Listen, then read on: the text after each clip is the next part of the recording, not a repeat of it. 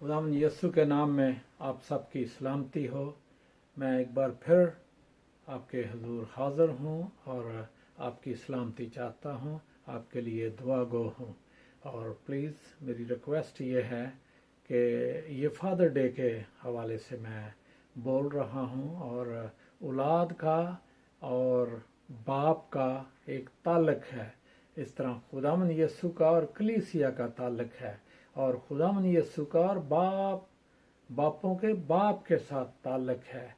और ये ट्रू बात है कि जब हम खुदावंद के कदमों में रहते हैं तो फिर खुदावंद से हम बरकत पाते हैं। मैं आपको ज़बूर 112 की तरफ लेकर जाना चाहता हूँ। ये इतना लंबा नहीं है, 10 इसकी आयात हैं, लेकिन मैं आपको इसका लुबे लबाब जो है वो बताना चाहता हूँ। रास्तबाज आदमी की मुबारक हाली। रास्तबाज आदमी की मुबारक हाली, जो खुदावंद से डरता है, जो खुदावंद के कदमों में रहता है, खुदावंद उसको सरफराज भी करता है, वो खुशहाल भी रहता है और मुबारक हाली भी उसी की होती है। अब ज़बूर 112 में मैं थोड़ा सा आपको ये पढ़ देता हूँ। मुबारक है वो आदमी जो खुदावंद से डरता है और उसके हुक्मों में मसरूर रहता है। उसकी नस्ल ज़मीन पर ज़ोरावर होगी, रास्तबाजों की औलाद मुबारक होगी। यहाँ पर नस्ल का जिक्र आता है। फिर वही बात जो मैं करता चला आ रहा हूँ, ये पाठ 7वां पाठ है और 7वें पाठ में आपको फादर डे के हवाले से भी मैं बताना चाहता हूँ कि खुदावंद हमारा बाप है और बापों का बाप हमसे क्या तवक्को करता है और हम जो बाप हैं हम क्या तवक्को करते हैं। क्या ये तवक्को करते हैं कि फादर डे है और इस फादर डे पे हमारे बच्चे हमको खाना खिलाएं, हमारे बच्चे हमको कोई घड़ी दे दे, कोई शर्ट दे दे, कोई टाई दे दे? क्या हम ये तवक्को करते हैं? या जो ओल्ड हाउस में फादर पड़े हुए हैं, माएँ पड़ी हुई हैं ओल्ड हाउस में, उनको जाके टाइम निकाल के मिलें और फिर ये एहसान दिलाएं कि हमारे पास टाइम नहीं, लेकिन क्योंकि आज फादर डे है हम आपको मिलने आए हैं और आपको गिफ्ट देने आए हैं, हम आपके लिए खाना लेकर आए हैं। क्या ये फादर डे है? क्या ये इस तरीके से फादर डे मनाया जाता है? देखें, जब बच्चा पैदा होता है तो वालिदैन उसको अपने हाथों में लेकर उनके लिए दुआएं करते हैं, सलामती मांगते हैं, उनको तालीम दिलवाते हैं। चाहे वो बिकें, चाहे वो कुछ भी करें, नौकरी करें, रात दिन काम करें, वो इस काबिल करते हैं कि हम आपको बड़ा करें, बड़ा करने के बाद शादी ब्याह आपकी कर दें और अपने ख़ानदान में आप खुश रहें। ये तो औलाद का और बाप का ताल्लुक है, ज़मीनी बाप का। अब ज़मीनी बाप मेहनत करता है, माँ घर में तरबियत करती है, ताकि ये दोनों पार्टनर हैं, ताकि हम अपनी औलाद को मजबूत कर सकें। लेकिन ये ज़बूर 122 बताता है कि रास्तबाज आदमी की मुबारक हाली। जब रास्तबाज आदमी अपनी औलाद पे तवज्जो देता है, उसके लिए मेहनत करता है, तो वो तवक्को नहीं करता कि मेरे साथ कोई बुरा करेंगे। लेकिन आज बहुत शैतान पीछे लगा है और मियाँ बीवी के पीछे लगा है, इनको फाड़ना चाहता है, तोड़ना चाहता है, बर्बाद करना चाहता है, क्योंकि उसकी स्ट्रेटजी यही है। अगर आप खुदा का खौफ मानेंगे और खुदा खौफी की नस्ल पैदा होगी तो वो ही रास्तबाज होगी, वो ही खुशहाल होगी। हन्नूक की जिंदगी को पुराने अहदनामे में पैदाइश में जब हम देखते हैं तो ये रास्तबाज शख्स था, ये दुआ गो शख्स था, दुआ करने वाला शख्स था। इसलिए इसकी नस्ल दर नस्ल ये मजबूत और आगे बढ़ता चला गया, क्योंकि ये रास्तबाज था। और जब हम रास्तबाज होंगे, हमारी औलाद के अंदर खुदा तरसी रहेगी। जब खुदा तरसी होगी तो फिर इन्हें कोई परेशानी ना होगी, फिर ये लाचार ना रहेंगे, फिर ये परेशान ना रहेंगे, फिर ये खौफ में ना रहेंगे, फिर इनको कोई तारीकी की कुव्वत घेर ना सकेगी। फिर ये खुदावंद में मसरूर रह के, खुदावंद उनकी सोचों में होगा, कलाम उनकी सोचों में होगा, शरीयत उनके अंदर होगी, कलाम उनके अंदर होगा, खुदावंद यीशु की बातें उनके अंदर होंगी, मोहब्बत उनके अंदर होगी, प्यार उनके अंदर होगा।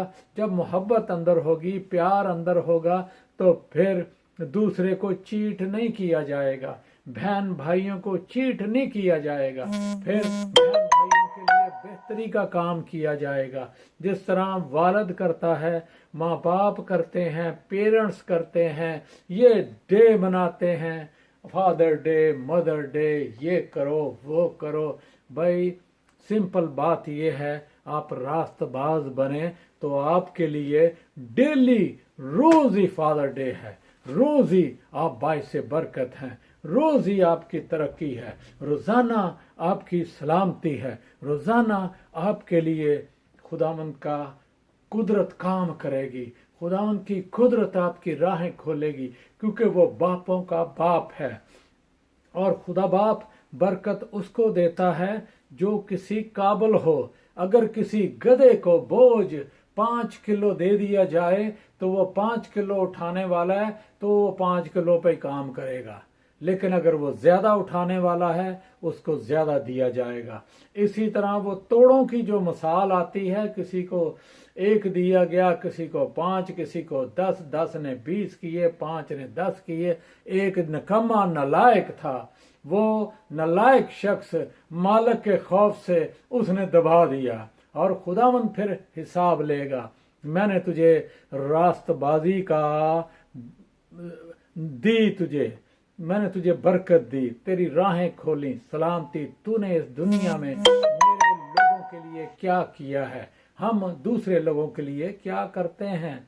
आज लम्हा फिक्रिया ये है कि हालात दुनिया के ये बता रहे हैं, परेशानियां और दुख, खौफ, दहशतें और दुनिया के हालात बिगड़ते ही चले जा रहे हैं। क्या हम इन बिगड़ते हालातों में किसी चीज को थामे हुए हैं या लूज किए हुए हैं? अगर हम थामे हैं खुदावंद यीशु का पल्ला, खुदावंद यीशु के कदमों में, खुदावंद यीशु की सलीब के नीचे हैं, फिर तो हम खुदावंद के साथ उठा लिए जाएंगे, बादलों पर उठा लिए जाएंगे, क्योंकि हम रास्तबाजी के काम करेंगे। जब फिर खुदावंद यीशु हमें अपने साथ जब आएगा तो बादलों में उड़ा कर ले जाएगा। फिर हम इस मुसीबत में, जो इस दुनिया में जब इंसाफ किया जाएगा, जब खुदावंद अदालत करेगा, फिर हम उस अदालत की जद में ना आएंगे। इसलिए अपनी डायरेक्शनों को ठीक करें, अपने कामों को ठीक करें। मैं यहाँ पर एक और बात बताना चाहता हूँ। मेरा बाप एक खादम था, उसने 18 साल एज थी जब उसने बाइबल उठाई, आर्मी में गया, उसके बाद फिर 85 एज थी उनकी जब वो खुदावंद में सो गए।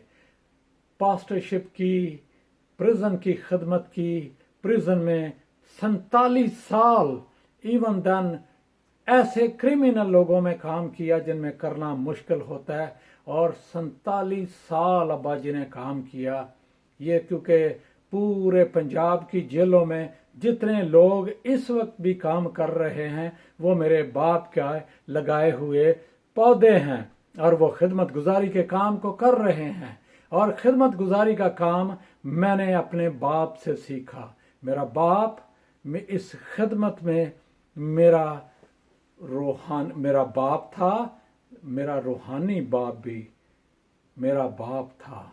और बापों का बाप रास्ते खोलता है, क्योंकि वो रास्तबाज था। उसने ना तो कोई फंडिंग पे काम किया, ना कोई ऐसा फ्रॉड किया।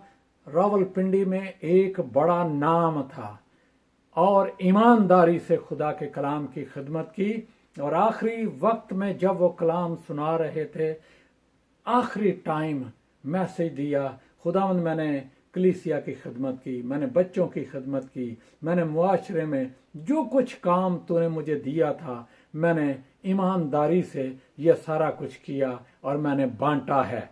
खुदावंद अब तेरी मर्जी। उसी वक्त वो शाम को घर गए, बीमार हुए, हॉस्पिटल चले गए और उसके बाद खुदावंद में सो गए।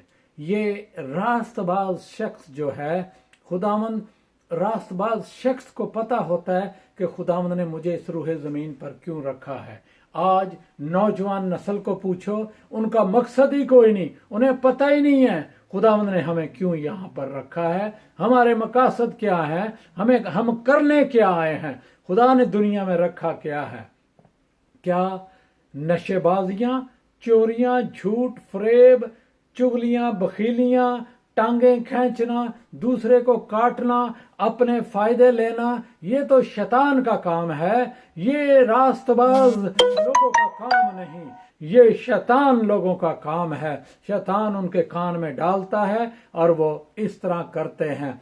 इसलिए उनकी नस्ल भी जमीन पर जोरावर नहीं होती, उनकी नस्ल भी रास्तबाज नहीं होती। अगर मैं आज कलाम की खिदमत करता हूं तो मैंने अपने बाप से ये लिया है। मेरे बाप का घराना अगर सक्सेसफुल है, उसके हाथ के साए के नीचे रहे और बरकत पाई। वो दुआ करता था और दुआ करने के बाद हमने बरकत पाई है। आज तक जो कुछ भी मेरे पास है, जो कुछ भी मैं करता हूं, खुदा के फजल से बाप की दुआएं और मेहनत है, क्योंकि वो रास्तबाज शख्स था। इसलिए उसकी नस्ल, हम लोग नस्ल जो हैं आज भी जोरावर हैं। अगर मैंने यहाँ पर ये मिसाल इसलिए दी कि वो खादम था और ईमानदार था, ना तो गोरों की फंडिंग पे चलता था, ना किसी और फ्रॉड में था, ना चोरी में था, ना झूठ में था। और खुदा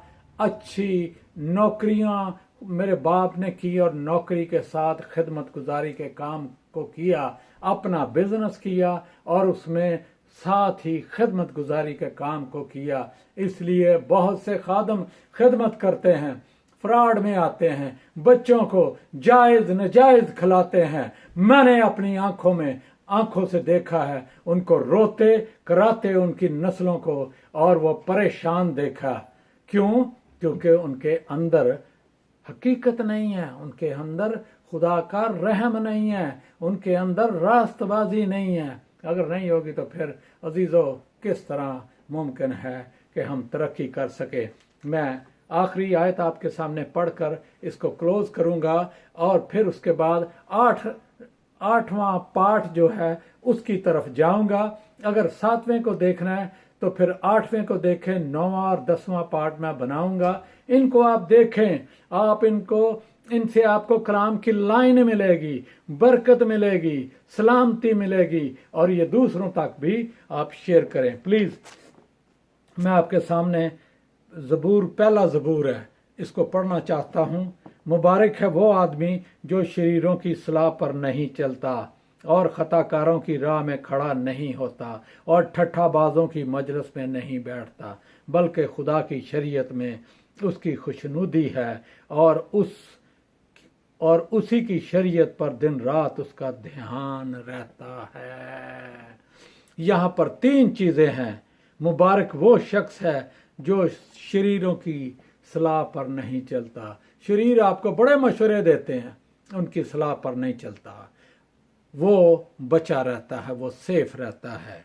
और दूसरी बात, खताकार खता करते हैं, बार बार खता करते हैं, माफ़ी मांगते हैं, फिर खता करते हैं। क्या हम इस तरह चाहते हैं, या खुदा के फजल से खुदा के कदमों में रह के खुदा के रहम को अपने लिए मांगते हैं, अपनी औलाद के लिए मांगते हैं? फिर तो फादर डे है, फिर तो हैप्पी डे है, फिर तो आप खुश हैं, फिर तो डेली आपके लिए फादर डे है, फिर तो डेली आप अपनी औलाद के लिए और चौगिर्द अहाते के लिए, अपने को वर्कर्स के लिए, जहाँ भी काम करते हैं उनके लिए बायसे बरकत हैं। और ठट्ठेबाज लोग ठट्ठे करते हैं, बैठते हैं तो ठट्ठे करते हैं, लेकिन रास्तबाज आदमी कभी भी ठट्ठेबाजों की मजलिस में नहीं बैठता। जब वो नहीं बैठेगा, शरीयत पर उसका ध्यान रहेगा, तो फिर वो खता नहीं करेगा, फिर ठट्ठेबाजी नहीं करेगा, फिर मजाक नहीं करेगा, हुज्जतें नहीं करेगा, फिर वो सीधा सीधा चलेगा। और उसके बाद फिर इसका क्या है देखें, और वो उस दरख्त की मानिंद होगा जो पानी की नदियों के पास लगाया गया। फिर आप ऐसे दरख्त की तरह होंगे जो पानी की नदियों के पास लगाया गया। अगर आप कलाम एक पानी की हैसियत रखता है, अगर आप कलाम को पढ़ेंगे, कलाम में रहेंगे, तो ये फिर आपकी जड़ों को मजबूत करेगा और कलाम से आपकी मजबूती होगी। पढ़ेंगे, आपको रसत मिलेगी, ताकत मिलेगी, इख्तियार मिलेगा, तो आप रास्तबाज हैं। वरना आप भी ठट्ठेबाजों की तरह होंगे, शरीरों की तरह होंगे और फिर खताकारों की तरह होंगे। क्या हमारी ज़िंदगी इस तरह है? आज फादर डे पे मैं आपको ये मैसेज देता हूँ, इसको दूसरों तक शेयर करें।